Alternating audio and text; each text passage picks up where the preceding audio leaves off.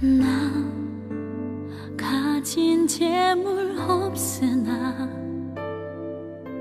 나 남이 가진 지식 없으나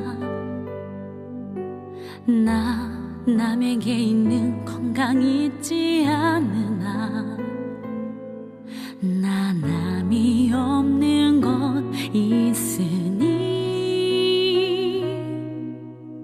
나 남이 못 본 것을 보았고 나 남이 듣지 못한 음성 들었고 나 남이 받지 못한 사랑 받았고 나 남이 모르는 것 깨달았네.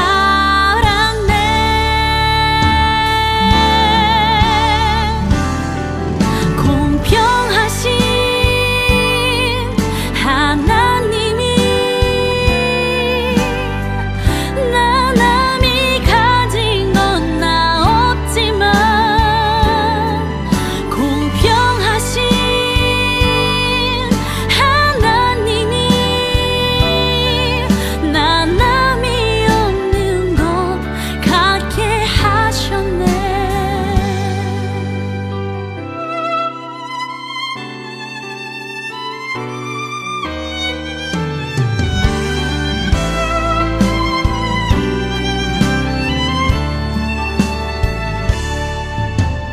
나 가진 재물 없으나 나 남이 가진 지식 없으나 나 남에게 있는 건강 있지 않으나 나 남이 없는 것 있으니 나 남이 못 본 것을 보았고 나 남이 듣지 못한 음성 들었고 나 남이 받지 못한 사랑 받았고 나 남이 모르는 것 깨달았네.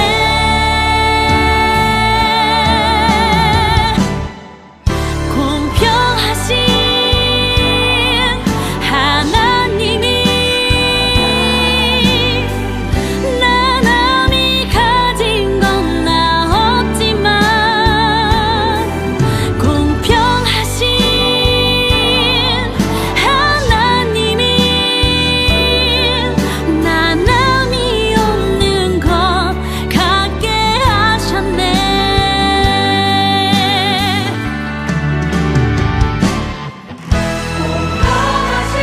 공평하신 하나님이 나 남이 가진 건 나 없지만 공평하신 하나님이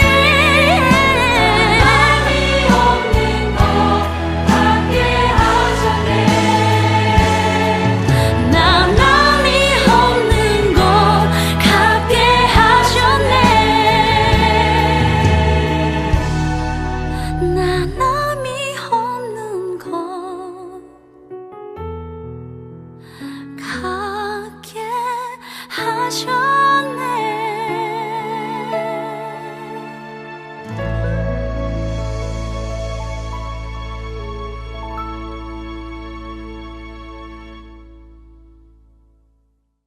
오늘 요한복음 8장 1절부터 11절까지 말씀을 같이 보았습니다. 요한복음 8장 1절부터 11절까지 말씀, 음행 중에 잡혀온 여자가 용서를 받는 것에 대한 이야기를 우리는 잘 알고 있는 말씀인데, 여기에 8절에 보니까 손가락으로 땅에 쓰셨다. 근데 이제 한번 쓰시고 또 썼다 이런 얘기인데요. 여기서 다시 썼다 이렇게 되어 있는데 두 번의 글을 썼어요. 예수님이 직접 글씨를 쓴 것은 없는 일이죠. 다른 얘기죠. 그러니까 글씨를 이렇게 직접 손가락으로 썼다. 성경에 보면 하나님이 직접 손가락으로 쓴 게 있는데, 구약에서 뭘 하나님이 직접 손가락으로 써요? 십계명을 하나님이 직접 손가락으로 써요. 근데 하나님이 직접 이렇게 쓰셔서 모세에게 줄 때 몇 번을 주나요? 2번을 줍니다. 첫 번째 쓴 거는 금송아지 만드는 사람들 앞에서 깨버렸고, 2번째 다시 올라가서 이제 십계명을 또 받게 되었거든요. 그러니까 2번을 이렇게, 여기도 예수님이 2번을 글씨를 쓰죠, 그죠? 첫 번째 쓰고 그 다음에 2번째 쓰고. 그러니까 성경은 몇 번을 받아야 돼요? 우리가 2번을 받아야 돼. 성경은 2번을 받아야 돼요, 여러분이. 그러니까 처음에 교회 나올 때 한 번 받는 거고요. 그 다음에 이제 마음판에 직접 새겨지는 2번째 말씀을 여러분이 받아야셔야 됩니다. 그러니까 처음에 교회 나왔다고 해서 말씀을 다 마음판에 받는 게 아니고, 교회 나와서 말씀을 이제 받을 때 우리가 율법적인 이제 겉에 이런 말씀들을 이제 받게 되고, 그 다음에 마음판에 이제 직접 말씀을 새기는 그런 말씀을 여러분이 직접 하나씩 받으셔야 됩니다. 이제 그러니까 2번째 말씀을 받고 난 다음에 그때 이제 예수님께서 말씀을 하시죠. 2번의 말씀을 이제 2번째의 그 말씀, 2번의 말씀을 반드시 우리가 들어야 되는데, 베드로 같은 사람은 첫 번째 예수님을 따라다녔던 사람이에요. 그런데 예수님 부인하고 도망갔다가 예수님 부활하고 난 다음에 다시 예수님이 찾아왔어요. 찾아와가지고 예수님한테 또 물어보죠. 요한복음 21장에 물어봅니다. 네가 나를 사랑하느냐 하면서 3번을 연거푸 물어보면서, 2번째 그렇게 부르셨을 때는 베드로를 너 이제까지 있었던 구원은 헛것이다 이래서 그렇게 부른 게 아니고, 또 너 나 이제까지 3년 반 더 따라다녔던 거 그거 다 헛된 거야 이렇게 해서 예수님이 베드로 이렇게 부르고 그런 게 아니라, 와가지고는 특별히 베드로한테 다시 물어보면서, 그러니까 이제 베드로를 2번을 부르시는 거죠. 처음에 예수님 따라다닐 때 부른 거하고, 그 다음에 이제 요한복음 21장에 베드로를 다시 찾아와서, 일부러 찾아와서 부르시는 거예요. 그러니까 이 2번째 만날 때는 마음으로 주님을 만나야 된다 그러는데, 이 마음으로 주님을 만날 때는 주님이 이제 찾아오시는데, 그러니까 이제 베드로를 찾아와셔서 말씀하실 때 말이에요. 이유, 목적이 뭐냐면 자기의 사명을 이제 맡기려고 그런 겁니다. 그러니까 주님이 다시 찾아오셔서 말씀을 여러분에게 이제 깨닫게 하시는 이유가 있어요. 그게 바로 뭐냐면 여러분이 하나님을 이제 하나님의 사역을 감당하게 하려고 그렇게 부르시는 거예요. 그 전까지 하나님의 자녀였던 건 다 무효다 이런 말이 아니고, 하나님 자녀인데 하나님 자녀 중에서 하나님의 일을 하는 종으로 부르는 거예요. 그냥 자녀들은 약하죠. 연약하고. 근데 종으로 이렇게 부를 때는, 그때는 이제 예수님의 그 사역을 똑같이 할 수 있는 사람을 부르는 거예요. 그러니까 베드로 같은 사람도 불러가지고 네가 내 대신 내 양을 좀 돌봐달라고, 내 양에게 먹이를 주라고 그렇게 말씀을 이제 제공하는 거죠. 그러니까 베드로에게 그런 이제 사명을 주시는 것이 분명히 2번의 닭 울음소리처럼, 그러니까 그 2번의 닭 울음소리가 나야 그 다음에 이제 베드로가 깨닫는 것처럼 우리들도 2번의 그 말씀이 우리 마음판에 새겨지는 것이 꼭 필요하다. 이런 일단 처음에는 뭐가 뭔지 몰라도 계속 말씀을 듣는 게 중요해요. 말씀을 듣고 그렇게 이제 주님 믿으려고, 예수님 믿고 살려고 이렇게 하는 그런 모습들은 상당히 중요합니다. 그런데 이제 2번째 부르시는 것이 있다는 사실을 저도 이런 거를 이제 예수님이 한번 나를 우리를 예수님 믿었다 이렇게 하면 그럼 구원받은 거라고 생각하고 그렇게 옛날엔 살았죠. 근데 진짜 부르는 게 있구나라는 것을 이 말씀을 통해서 제가 깨닫게 되고, 또 주님이 이제 부르셨다는 것을 이제 회개를 통해서 알게 되니까, 사람들이 이런 것을 잘 모르겠구나. 이 두 번의 그 부르심을 잘 모르겠구나. 그러니까 주님을 내가 믿겠다고 이렇게 따라오는 거는 있을 수 있는데, 그런데 주님이 우리를 두 번째 그 사명을 불러서 하나님의 일을 감당하게 하는 사람들은 따로 있구나라는 것을 알게 된 거죠. 그게 종이라는 거거든요. 종. 그러니까 주의 종, 그러면 종이 아들보다 높을 수는 없어요. 그러니까 아들이 높은 거거든요. 그러니까 사람들을 이제 섬기게 종을 만드는 거죠. 그래서 사람들을 자꾸 섬길 수 있도록 그렇게 만들어 놓는 게, 그 섬긴다는 게 뭐 가가지고 막 이렇게 무릎 꿇고 앉아 있으라고 그런 얘기 아닙니다. 뭐 계속 가서 빌고 뭐 가서 뭐 이삿짐 날려주고 뭐 이런 거를 이렇게 종이라고 하는 게 아니라 하나님의 종이잖아요. 사람의 종이 아니고, 사람의 종은 가가지고 뭐 이삿짐도 날려줘야 되고 막 잔 심부름도 하고 이렇게 해야 되겠지만, 사람의 종이 아니라 하나님의 종은 사람들한테 굴복하는 게 아니고요, 하나님께 굴복하는 사람이란 말이에요. 그러니까 하나님께 굴복하는 사람이기 때문에 하나님께 철저하게 굴복해야지만이 하나님이 자기 말씀을 주신단 말이에요. 자기 말씀을 이제 줘야지 그걸 가지고 사람들은 이제 섬겨주는 거거든요. 그러니까 하나님이 내게 주신 빵이 있어야 내가 그것을 가지고 사람들에게 빵을 나눠주죠. 그러니까 하나님이 주신 빵이 없으면 못 나눠주는 거예요. 그런 이제 종을 얘기하는 거죠. 이게 하나님이 나눠주는데 사람을 통해서 나눠줘야 되니까 그 사람을 부르시는 거거든요. 그러니까 예수님이 12제자를 부르셔서 이제 수많은 사람들을 먹이시는 것처럼 말이에요. 50명씩 앉혀서 5,000명을 보리떡 5개 물고기 2마리를 나눠서 먹일 때도 12제자들이 이제 가서 나눠주게 되거든요. 그러니까 그렇게 나눠주는 자들이 필요한 거거든요. 그러니까 주님의 종이 필요한 거예요. 그러니까 그 사람들은 사람의 종이 아니기 때문에 하나님의 종이니까 아들보다 더 그러니까 가까이 하나님을 이제 아는 사람인 거죠. 이게 무슨 말이냐면요, 신약에서는 이제 바울이 뭐라고 그런 걸 표현하면 몽학 선생이라 그렇게 말해요. 그러니까 과외 선생이다 이렇게죠. 율법의 선생이 되고 몽학 선생이 되는데, 그 몽학 선생은 아들을 길러내기 위해서 아들을 길러내는 과외 선생님이에요. 아들들을 길러내는 과외 선생님이 몽학 선생이라고 그러거든요. 그러니까 주인을 위해서 그 아들들을 키워내는 과외 선생님, 그게 몽학 선생이에요. 그러니까 그 몽학 선생한테 주인이 그 선생님한테 자기 자식을 가르쳐 달라고 맡기는 것은 그 선생님이 회초리도 들고 혼내기도 하고 얘기도 하고 가르쳐 주기도 하고 이렇게 해서 훈육을 하는 거예요. 어린 아이들에게 훈육을 하는 겁니다. 뭐로 훈육하는 거예요? 뭐 하라고 훈육해요? 뭘 가르쳐 주는 거예요? 몽학 선생은 뭘 가르쳐 주는 거예요? 네? 뭐를 가르쳐 줘요? 몽학 선생을 붙여놓은 이유가 뭐예요? 과외 선생을 붙여놓은 이유가, 네?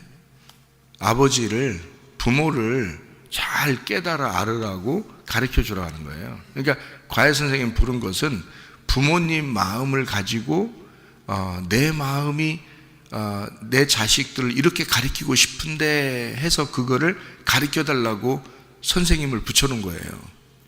그러니까 학과목도 이렇게 교과 과목도 가르쳐 줘야 되고, 그리고 아버지 마음이 어떤지 네가 아느냐, 아버지 마음을 네가 잘 안다면 공부 열심히 해라 이러면서 또 아버지에게 효도해야 된다, 아버지 마음은 이런 거야 라면서 가르쳐 주죠.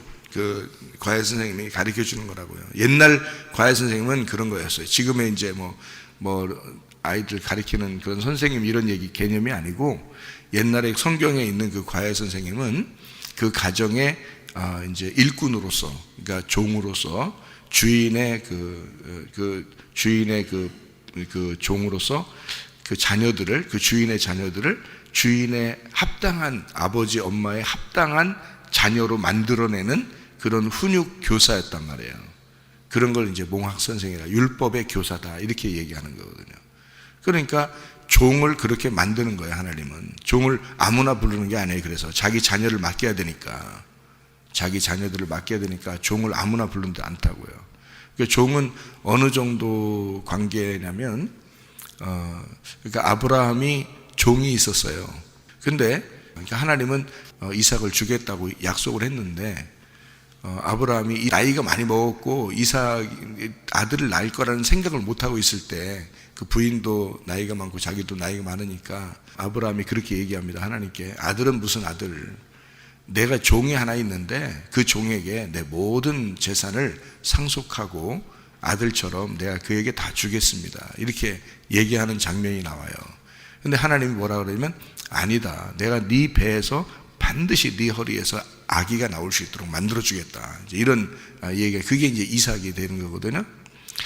그런 것처럼 종은 그냥 그 성경의 그 종은요, 그냥 어서 데려온 그런 게 아니에요.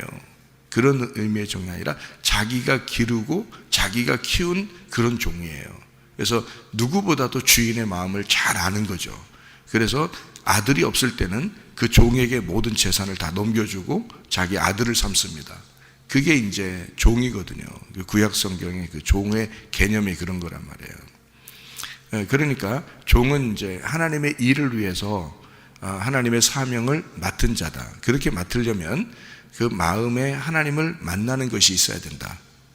그 하나님을, 그 주인을 경험하는 게 분명히 있어야 하나님의 종으로서 일을 하게 된다. 이제 그런 얘기가 되는 것입니다. 그래서 두 번을 말씀을 쓰셨다, 예수님이. 그것은 두 번의 율법을 우리에게 주셨다라는 것이고, 한 번은 우리에게 그 문서로, 그러니까 이런 성경책으로 우리에게 말씀을 주신 거고, 또 한 번은 마음으로 말씀을 새겨놓은 것이다. 그런 거예요. 그렇게 되면 이제 하나님의 사역을 하게 된다는 거죠. 하나님의 사역을. 그러니까 그냥 일반적인 아들의 입장에서 이제 하나님의 마음을 정확하게 아는 종이 되는 거죠. 하나님의 사역을 대신하는, 중간에서 역할을 하는 거죠. 예수님이 이 땅에 오실 때 하나님의 아들이 오셨죠. 그런데 그 아들은 하나님의 일을 감당했죠. 그 하나님의 일을 감당하는 것을 종이라 그러는 거예요. 그러니까 아들은 아들인데 하나님의 일을 하는 것을 종이라 그러는 거죠. 그러니까 종으로서 그 일을 순종하셨다, 이렇게 되죠. 예수님이 겸손하게 그 아버지 하나님의 그 종으로서 일을 잘 감당하셨다, 죽기까지 복종하셨다, 이제 그런 얘기가 되는 거거든요. 그러니까 하나님의 종들은요, 사람의 종이 아니기 때문에 사람들에게 굴복하는 게 아니고 하나님에게 굴복하여 하나님의 마음을 아들들에게, 자기 자녀들에게, 하나님의 자녀들에게 잘 전달해 주는 것을 종이라 그러는 거라고요. 그러니까 개념을 잘 아시라고, 여러분이 개념을 잘 모르면 목사가 뭐 하는 사람인지, 말씀을 전하는 게 뭔지, 자기는 뭐 하는 사람인지 모른다고요. 구분이 안 돼. 구분이. 영적인 구분을 분명히 하실 수 있어야 되는 거예요. 이게 여러분도 주의 종이 돼야 돼. 다 가정에서 여러분이 주의 종이 돼야지. 가정에서 내내 그냥 그 내내 치킨만 먹고 그냥 그렇게 가정에서 그렇게 놀고 있고 그러면 안 되는 거예요. 가정에서도 자기들이 주의 종이 돼서 하나님의 그 사역을 감당하는 사람들이 돼야죠. 그게 주의 종들이, 하나님 마음도 전혀 모르고 그냥 교회만 왔다 갔다 하면서 또 집에 와서 또 내내 치킨을 먹고 그렇게 내내 하면서 그렇게 하는 그런 걸 종이라는 게 아니란 말이에요. 진짜 요리해 줄 줄 알고, 말씀을 갖다 요리해 줄 줄 알고, 진짜 주의 종으로서 부름을 받아야지. 그러면 종은 종의 마음을 안단 말이에요. 그래서 사역자가 많지 않기 때문에 하나님이 부른 종들은 자기에게 꼭 맞는 사역자들을 같이 골라요, 찾아요. 그래서 그 목사의 마음을 전혀 이해하는 사람들을 찾습니다. 그래야지 서로 같이 동역하죠. 그래서 같이 힘을 합해서 주님의 일을 감당하죠. 합력해서 선을 이룰 거 아닙니까? 나머지는 다 어린아이들이니까, 나머지는 교회 다니는 사람들이 대부분 다 어린아이들이니까 그 중에서 종의 마음을 정확하게 알고 하나님 마음을 정확하게 아는 사람들이 사역자들이거든요. 그 사람들을 찾아가지고 함께 협력해서 일을 하는 거예요. 그렇지 않은 사람들은 전혀 모르니까 종이 뭔지 하나님이 뭔지 잘 모르니까 그냥 듣기만 해야 되는 거니까 어린애들이거든요. 어린아이들. 그러니까 훈육을 받아야 될 사람들이란 말이에요. 그러니까 그런 사람들은 뭐 동역할 수는 없죠. 그냥 교회 오는 것으로 만족하고 그 사람들에게 말씀을 자꾸 공급하고 밥을 만들어주고 이 하나님의 양식을 이제 주는 거 이렇게 요리해서 주는 그런 것만 이제 그 사람들은 와서 먹고 마는 거죠. 그러니까 그게 사역자가 아니기 때문에 그런 거예요. 그냥 주님의 자녀라고 그냥 오기 때문에 그런 거고 하나님은 양식이 꼭 줘야 되니까 자녀들에게 그걸 주는 거죠. 근데 사역자들은 달라요. 종의 마음을 정확하게 깨달아야 되고 그리고 종과 함께 마음을 같이 해서 주님의 일을 감당하다가 가는 겁니다. 그게 사역자들이거든요. 그러니까 사역자는 많지 않아요. 교회에서도. 그러니까 주의 종의 마음을 아는 사람들은 많지 않단 말이에요. 그래서 하나님의 그 종들은 반드시 두 번의 그 부르심이 있어서 그 사명을 감당하도록 만드신다. 그 마음판에 말씀을 새기도록 그렇게 하신다 하는 거고요. 나머지들은 다 어린아이들이라 그 종의 말을 듣고 하나님께서 사역하시는 그 말을 듣고 살아가게 되어 있는 것이다. 그런데 이제 그렇게 되면 너무 어린아이라 뭔가 뭔지 잘 모르잖아요. 그러니까 성장해야 돼. 말씀을 듣고 자꾸 성장하라고 그래요. 성경에 생기죠? 성장하라고 그래요. 그러니까 어린아이로 머물러서는 안 돼. 그러니까 여러분이 나 시험 들었어. 뭐 나는 뭐 맨탕 어린아이야. 뭐 이런 것은 안 되는 거예요. 그런 성경은 가르치지 않아요. 반드시 말씀을 먹었으면 성장해야 된다.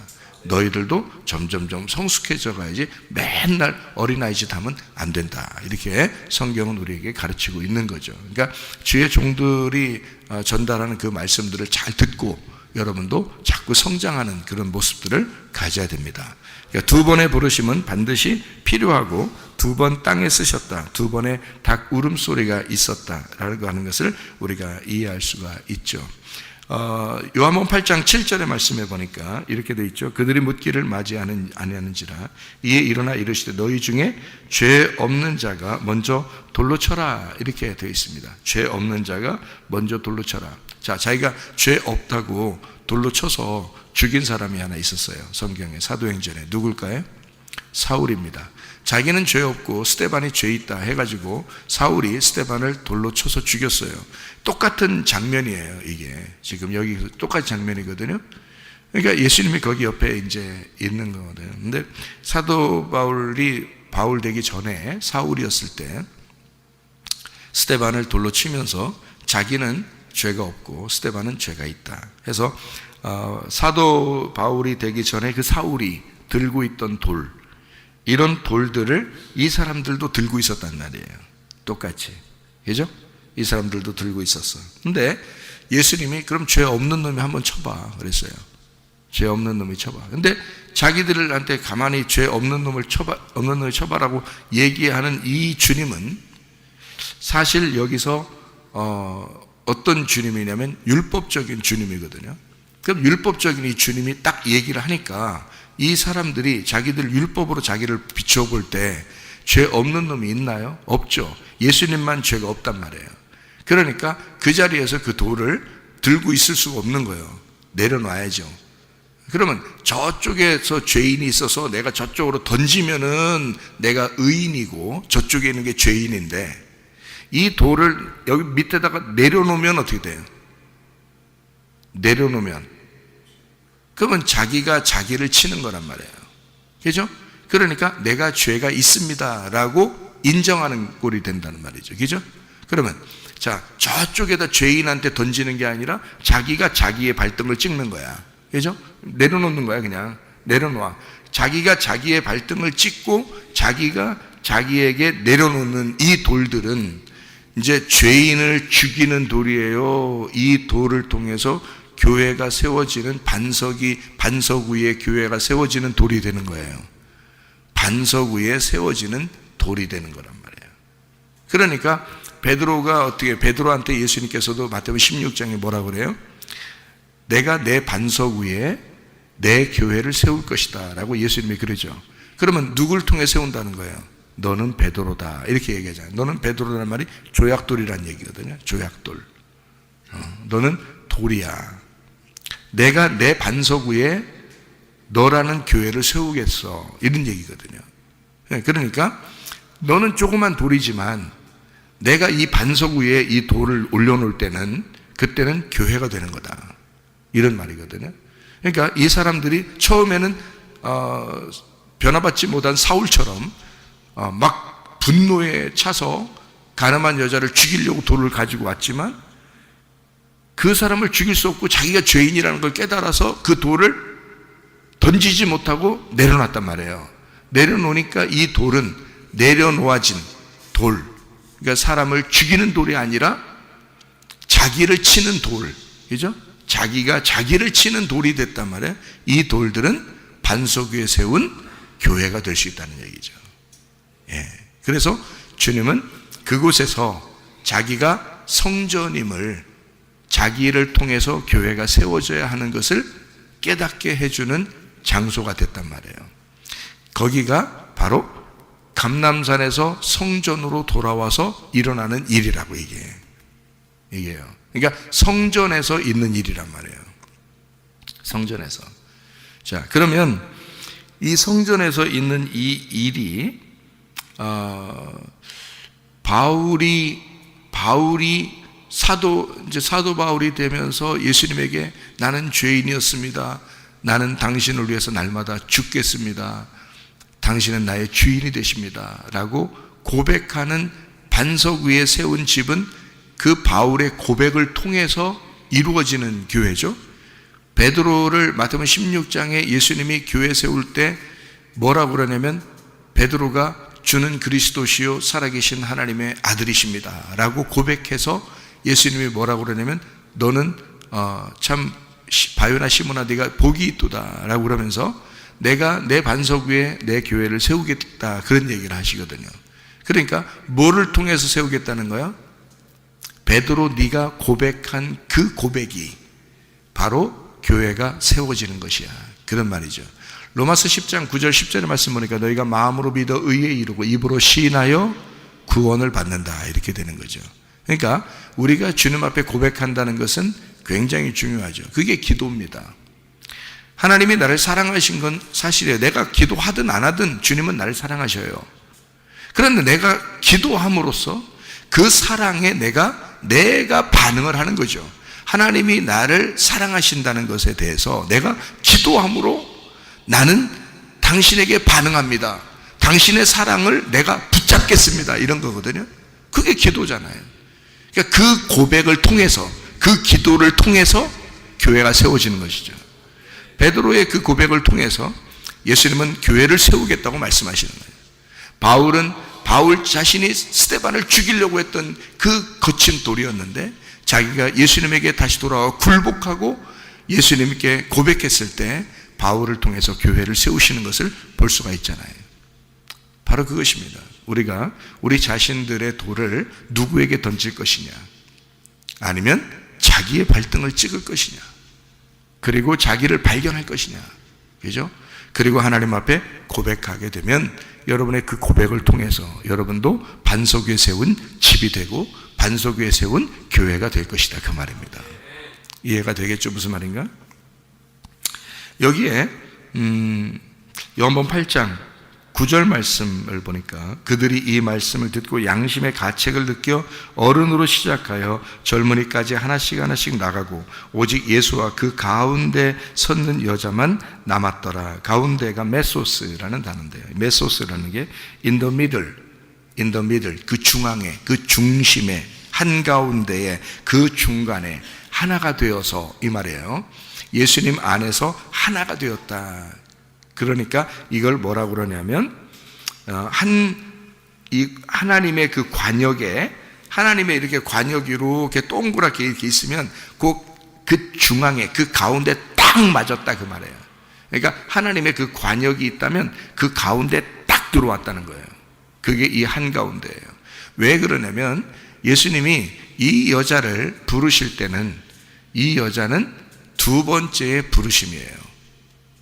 왜 두 번째 부르심인지 알아요? 이 여자가 간음했잖아요. 음행을 저질렀잖아요. 음행을 저질렀을 때 이 여자는 원래 예수 안 믿는 사람인가요? 아니에요. 이 사람은 하나님의 자녀입니다. 하나님의 자녀이고 예수님을 잘 믿는 사람이에요. 우리로 말하면 이 가늠한 여자는. 그래서 예수님이 이 가늠한 여자를 부르시는 거란 말이에요. 여러분, 그 소경이 성경에 나오는데 소경을 갖다가 예수님이 눈뜨게 해줄 때는 여러분이 어떻게 생각해요? 하나님 안 믿는 사람을 소경이라고 생각했었어요? 아니죠. 설마 그 정도는 아니겠지. 에? 소경은 예수 잘 믿는 사람을 얘기하는 거예요. 소경은요. 왜 그러냐면 이렇게 되는 거예요. 소경을 예수님이 이제 만나서 눈을 뜨게 해줄 때는 이 소경 전에 이 소경이 어떤 사람이었다는 거예요? 눈 뜬 사람이었다는 거예요.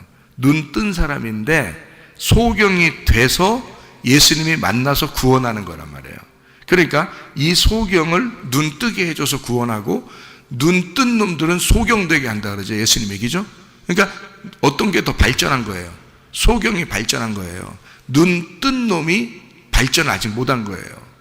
그게 바리새인들이란 말이에요. 그러니까 예수님 바리새인들을 보고 말하면 너희들은 눈 떴다고 얘기하지만 너희들이 사실은 소경이다 이런 얘기하죠.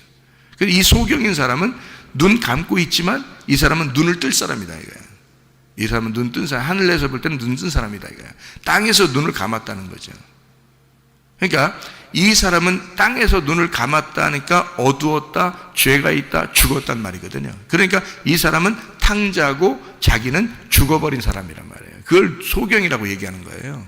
그러면 자기가 살아있다고 율법적으로 내가 할 수 있다라고 해서 자기가 살아있는 사람은 뭐? 바리새인 다 여러분 다 바리새인들이라고. 여러분이 아무것도 못합니다. 나는 죽었습니다라고 한 사람이 소경이고요. 여러분 그 정도는 발전한 사람이에요. 그 정도가 돼야 하나님이 부르시는 거예요. 여러분 그 사람들을 하나님이 부르시는 거예요. 가늠한 여자가 되니까 하나님이 부르시는 거예요. 이 여자를. 그러니까 바리새인들은 아직 부를 때가 안 돼요. 가늠한 여자가 되기 전까지는 못 부른다고요. 왜냐하면 자기가 가늠한 여자라고 생각하지 않는데 어떻게 불러요? 가늠한 여자라고 해야 부르는 거란 말이에요. 하나님이. 그러니까 가늠한 여자는 바리새인들보다 훨씬 발전한 여자라고요. 이 여자가.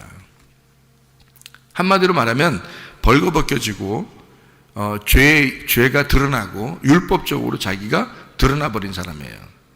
그러니까 이 가늠한 여자는 자기가 어디 도망갈 데가 없어진 거죠. 예수님 말고는 도망갈 데가 없으니까 예수님의 한가운데 그 관역에 딱 들어온 사람이 됐다는 거예요. 못 도망가는 거죠. 거기에 중앙에 딱 들어왔다는 거예요. 그러니까 이 예수님은 이 여자하고 결혼하는 거예요. 이 여자하고. 아니 뭐 그날 뭐 면사포 씌우고 반지 끼워주고 딴딴따단 이렇게 했다는 얘기가 아니라 둘이 하나가 됐다 이 말이에요. 사마리아 여자도 마찬가지죠. 요한복음 4장의 사마리아 여자도 자기가 죄인임을 스스로 알고 있는 여자이기 때문에 예수님이 그 여자에게 내가 너의 남편이 될 것이다 라고 한 거란 말이에요. 그 남편이 될 것이다 라는 게 여기 중앙에 관역의 중심에 들어왔다. 예수님의 가운데에 들어왔다 그 말이에요. 이게. 그게 결혼이라고요. 결혼. 예수님과 결혼 상태가 되었다. 예수님하고 멀리 떨어져 있었는데 그 중앙에 와서 예수님하고 결혼한 상태가 되었다. 결혼 안으로 들어왔다. 예수님 한복판으로 들어오게 되었다. 이제 이런 얘기가 되는 거예요. 여기서. 그러니까 이 여자를 여러분이 어휴 가늠한 여자가 음행한 여자가 어떻게 예수님하고 결혼해? 그게 이 사람이 더 발전한 사람이라 그걸 봐야 되는 거예요. 소경이 더 발전한 사람이라고요. 그거를 성경에서 보여야 된다고. 그걸 제가 가르쳐 드리는 거예요, 여러분에게. 그래서 그 울타리를 쳐주는 거예요. 순서가 어떻게 되냐? 눈 뜬 놈이다. 근데 두 번째로 눈 감은 놈이 돼야 예수님 만난다. 자기가 의롭게 생각하고 돌을 집어들어서 가늠한 여자를 때려 죽이려고 하는 그런 사람이 자기 발등을 찍고 가늠한 여자가 돼야 예수님을 만나게 된다. 이 순서란 말이에요, 이게. 그러니까 이 순서를 정확하게 알아야 된다고요. 그래서 그 돌을 갖다가 다 내려놓은 돌 있잖아요. 내려놓은 돌을 들고서 죽이려고 하는 돌이 있고, 그 다음에 돌을 다 내려놓는 돌이 있어요. 그럼 그 돌을 내려놓는 그 돌을 가지고 주님은 거기에서부터 시작을 해서 교회를 시작한다 했죠, 제가. 그죠? 그러니까 이 돌을 들고 죽이려고 하는 때가 어디겠어요? 애굽이에요, 애굽. 애굽. 자기가 의롭다고 생각하는 애굽. 그런데 광야에 와서 돌을 다 내려놔요. 그러면 광야에서 돌을 갖다 다 내려놓으면 어떻게 돼? 광야에 돌을 다 내려놓으면 돌로 떡을 만드시는 거예요. 그 돌로 떡을 만드는 게 뭐예요? 율법이야. 율법. 그 율법을 주님이 완성하시는 거예요. 그러면 그 돌을 내려놓는 그 광야의 돌, 그 광야의 돌로 예수님이 죽으시는 거예요. 그 돌로 예수님이 대신 죽으시니까 여자를 건져주는 거죠. 여자를 자기 안에 들어오면 예수님이 그 여자를 감싸 안고 이 여자를 갖다가 자기 중심으로 집어넣어버리고 예수님이 돌을 맞아서 죽어버리는 거란 말이에요. 그러면 이 여자가 살게 되겠죠. 이 여자는 누구 때문에 사는 거예요? 자기 때문에 예수가 대신 죽고 자기가 살아났잖아. 그러니까 이 여자는 예수의 이름으로 살아갈 수밖에 없다고요. 그게 부활의 영광을 받은 사람이라고. 그러니까 예수님이 자기가 돌을 맞아서 심판의 돌을 예수님이 대신 맞고 간음한 여자의 남편이 되어 그가 부활의 예수님으로 다시 다가올 때 이 여자는 남편 대신 부활의 예수님을 만나서 살아가게 되는, 그러니까 그 부활의 예수님 보여요, 안 보여요? 안 보이는 거라니까. 지금 안 보이잖아요. 예수님이 안 보이는데 어디에 살고 계셔요? 이 간음한 여자의 가슴 속에서 같이 살고 있다고. 그 여자는, 간음한 여자는 예수님을 품고 살아가고 있다고. 무슨 말인지 알겠어요? 여러분, 예수님이 나를 먼저 품었어요? 내가 예수님을 먼저 품었어요? 예수님이 나를 먼저 품으셨어. 그리고서 자기가 죽으셨다고. 나의 껍질이 되어 죽으셨단 말이에요. 그게 말씀이 육신이 되어 오신 예수님이고 육신이 죽었다는 얘기란 말이에요. 무슨 말인지 알겠어요? 그래서 예수님이 요한복음 15장에 뭐라고 그러냐면 너희가 내 안에 들어와. 그죠? 너희가 내 안에 들어와. 또 내 말이 이제 너희 안에 들어가면 너희가 원하는 대로 구하면 다 이루어질 것이다. 하나가 됐으니까 네가 나고 내가 너가 될 것이다. 우리가 될 거야. 그러니까 간음한 여자는 예수님이 그 여자를 품고 돌에 맞아 죽는 거죠. 십자가에서 죽으시고, 그리고 이제 예수님의 육체는 사라져 버렸단 말이에요. 그런 이제 이 간음한 여자는 더 이상 죄를 지을 수가 없고 이 여자의 가슴 속에 누가 들어가 계셔? 예수라는 말씀이 들어가 계셔. 그러면 누가 살아가는 거? 이제 간음한 여자가 이 땅에 살아가고 있는데 속에 누가 계셔? 예수님이라는 남편이 계시는 거야. 여러분이 지금 살아가고 있는 동안에 내 속에 누가 계시다? 예수님이 계셔야 된다. 나와 예수님이 결혼한 상태가 된, 하나가 돼야 내가 살아가는 것이 의미가 있다는 거죠. 가늠한 여자가 맨날 예수님 없이 예수님 저쪽에 놓고서 교회 가면 한 번씩 만나고 집에 가면 가늠한 여자로 살아가면 되겠냐고. 가늠한 여자라는 것은 다른 남편을 만났다는 얘기거든요. 다른 남편을, 다른 남자하고 같이 이렇게 잠을 자고 그랬다는 거거든요. 그게 가늠한 거거든요. 음행한 거. 그래서 그 현장에서 잡으면 현장에서 때려 죽이게 돼 있는데 예수님한테 끌고 온 거예요. 일부러 예수님 시험하려고. 그런데 예수님께서는 어떻게 해? 이 모습이 바로 너희들의 모습이야 라고, 너희들 때문에 내가, 너희들 가늠한 사람들이란 너희들 때문에 내가, 너희들이 하나님만 믿는다고 하면서 다른 걸 자꾸 섬기고 바알 숭배하고 바리새인처럼 외식적이고 이렇게 살아갔기 때문에 하나님이 직접 오신 거란 말이에요. 그거 해결해 주려고, 진짜 남편 만나게 해주려고. 그래서 이 가늠한 여자를 살릴 수밖에 없는 거예요. 예수님 입장에서는 너희들이 다 가늠한 여자야. 내가 네 속에 들어가지 않으면 너희들 의미 없어. 인생 자체가 의미가 없어. 너희들은.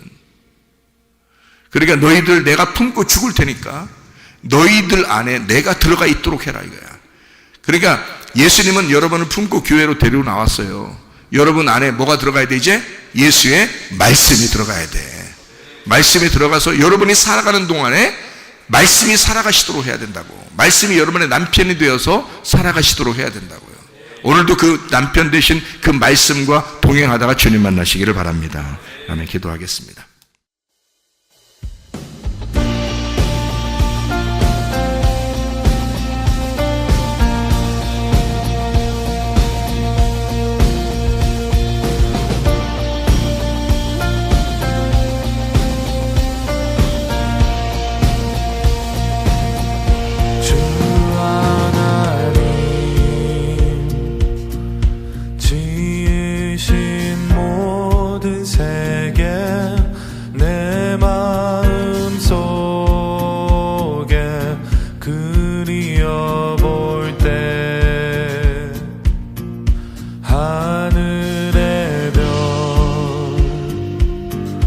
울려 퍼지는 내 성